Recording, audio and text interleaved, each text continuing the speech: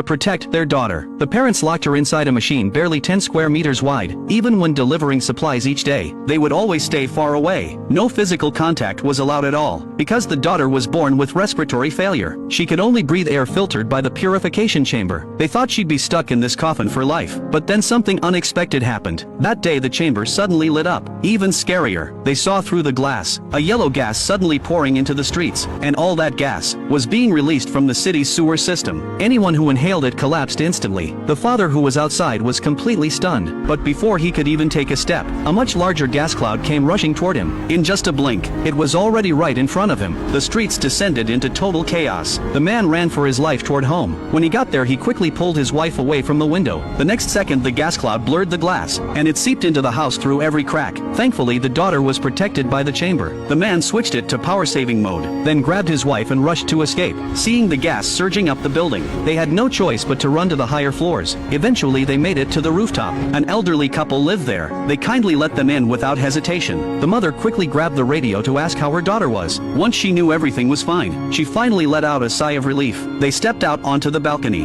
looking at the horror beneath their feet. They were speechless. But that wasn't even the worst part. The man climbed up to the roof and looked out across the city. All he saw was a blanket of toxic fog. It looked like paradise, but it was a death trap. The poison had knocked out power across the city. Though the girl was fine inside the chamber, the backup battery wouldn't last the night, so the man planned to hold his breath and go downstairs to swap the battery. He stepped into the hallway and tested a wisp of smoke. The gas was colorless and odorless, but definitely toxic. It would take 15 minutes for a full round trip. No one could hold their breath that long. Then he remembered. An old man downstairs always kept oxygen tanks at home. To save his daughter, he decided to climb down the pipe and risk it. As he reached the fog, he took one deep breath, then held it tight. Soon he reached the right floor, broke the window and got inside. Just as he started looking, he saw someone lying on the ground. He rushed over and realized it was the old man, but he was already dead. The man didn't have time to grieve. He was about to run out of breath himself. Worse yet, the oxygen tank the old man always carried was nowhere to be found. Panic set in. He turned on his flashlight and searched everywhere, but after tearing the place apart, still nothing. Just as he was about to pass out, he finally found a tank in the corner. He wasted no time, strapped on the mask, twisted the valve, and took a deep breath just in time.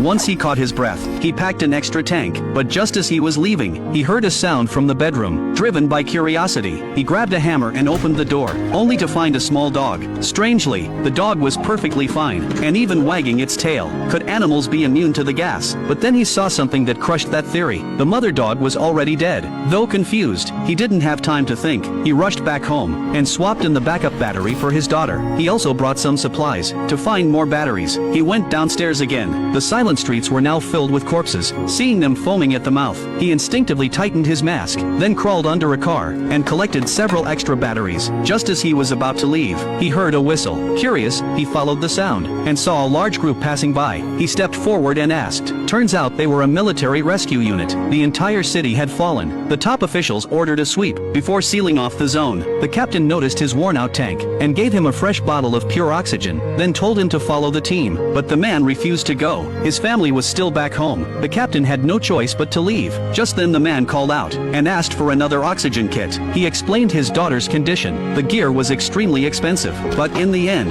the captain gave him another set.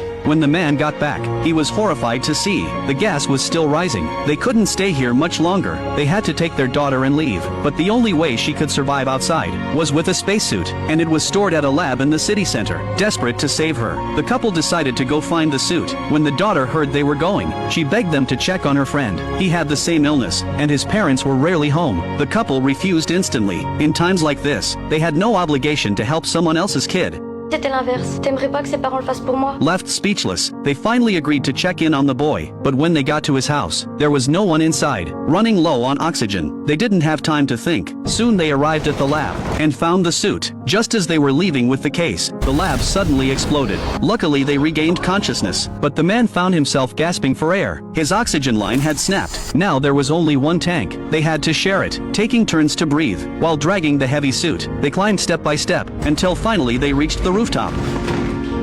But even this last tank was almost empty. If this kept up, they'd both die. So the man told his wife to go back first. He'd find another way home. The wife was reluctant. She knew without a tank, he wouldn't survive. But thinking of their daughter, she held back her tears and left, not knowing it would be their final goodbye. To save oxygen, the woman sprinted through the streets, but even that wasn't enough. She had to drop the tank and hold her breath, dragging the case up to the top floor. Luckily she made it back in time, but what she saw next was even more crushing than the gas. The suit was ruined in the explosion. It had a huge hole. All their effort was for nothing. She collapsed in despair. Meanwhile, the man was hurrying back across the rooftops when he saw a dead body. The long trail of blood clearly showed it was a murder. He took a deep breath and stepped inside. Someone had definitely lived there. There was food and oxygen tanks. He looked around carefully, and after making sure no one was around, he picked up the tank and got ready to leave. But just as he reached the door, a man in a police uniform walked in and ordered him to drop the tank, but the man could tell it didn't belong to him. This cop had stolen it and killed for it. Exposed, the cop stopped pretending. He slowly reached for his gun, but the man acted first, strapped on his mask, and shoved the cop into the gas. They fought fiercely. The gun fell to the floor. The cop lunged for it, but the man grabbed him from behind. Without a mask, he lasted only 3 seconds. Before collapsing, the man felt no joy. He knew if he hadn't done it, he'd be the one dead. He got up and rushed back home. Meanwhile, his wife noticed the chamber's battery was nearly dead, with no sign of her husband. She panicked and decided to risk it, to change the battery herself. Staring at the deadly hallway, she took a deep breath and ran into the gas. She moved fast, but the gas moved faster. Her daughter saw her through the chamber window, panicking without a mask, but the mother had no time to explain. She quickly changed the battery, and when the lights came on, she finally felt relief. But before leaving, she stared deeply at her daughter. As if sensing something, she didn't rush back upstairs. She just watched. Finally, urged by her daughter, she turned and walked away.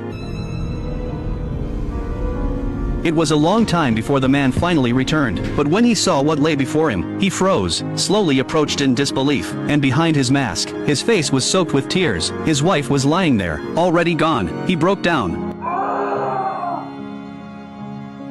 But the living must carry on. Before he could collect himself, his daughter's voice came through the radio. He knew he couldn't hide it. He also knew he had to be the one to say it. But when he tried, he just couldn't speak. He didn't want to accept she was gone. Eventually he walked to the balcony and told his daughter the truth. She curled up in a corner, too heartbroken to speak. For the first time, she felt like a burden. Then a small earthquake shook the house. The gas began rising faster. The home was about to be completely lost. The man decided to head out again, to find more suits for the old couple, but they smiled and shook their heads. They were already near the end of their lives. They didn't want to take away supplies from the young. He held his wife's hand and waited quietly for the end. Tu trouves vraiment que tu as eu une belle vie avec moi?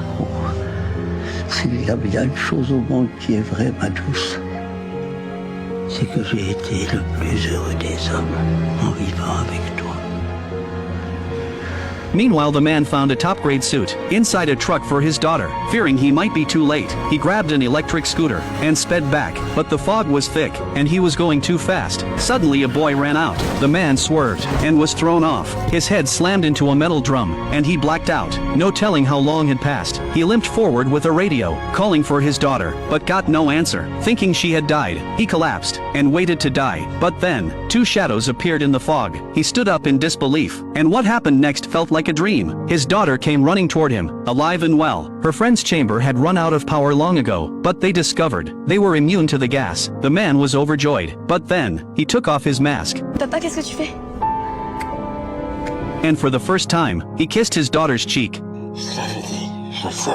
But when the man woke up again, he and his daughter had switched places. Now it was him inside the chamber, and his daughter. Oui, papa, j'arrive.